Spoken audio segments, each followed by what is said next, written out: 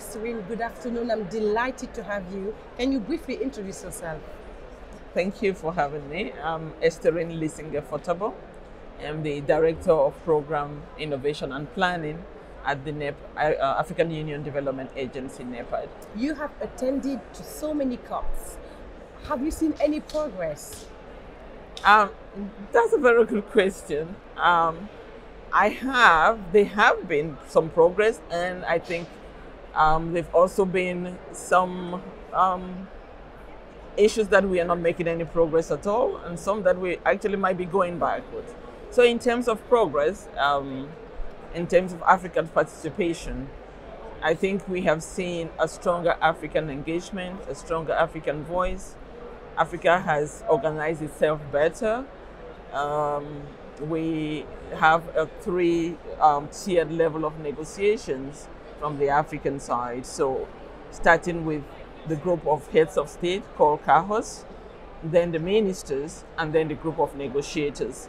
So these three levels form the basis of having a common African voice at the COP, with the heads of state giving political guidance and oversight, the ministers looking at the practical operational guidance to the negotiators, and the negotiators themselves, being the face of the continent, engaging in the negotiations with other parts of the world. So I think that whole structure has prepared the continent very well in terms of understanding the issues. Of course, the structures, particularly the group of negotiation, is supported by African institutions, including AUD and NEPAD, the African Union Commission, UNECA, and the African Development Bank. So we have seen, and some certain agents that have moved in the COP discussion, like agriculture, for instance. At the beginning, it wasn't an issue there, or adaptation. At the beginning, it wasn't an issue. And this is very much so at this COP. Exactly. So I think it's because of Africa's engagement that particularly the issue of negotiation is given the same importance as the issue of mitigation at the level of the COP. Have you seen the lines moving regarding adaptation and financing? I think we are stalling a little bit on the financing and adaptation. We made progress by recognizing this as an issue and including it, and then we provided for adaptation finance. All of that was progress. And the pledge that was made of $100 billion was progress. But till date, that pledge has not been delivered. So, in a sense, we are stuck there.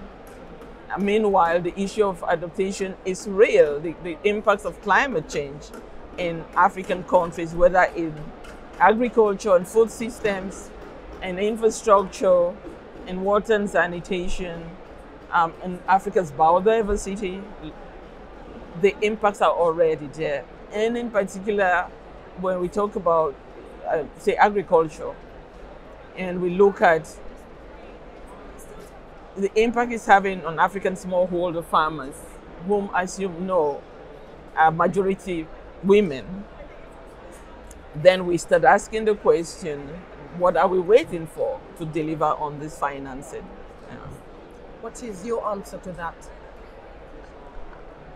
I think that they have to be, if our partners do not deliver on them, you can see in this COP, there's beginning to be lack of trust amongst the parties, and that will not be a good thing for multilateralism, which I think the world cannot do without multilateralism, because issues like climate change need global solutions.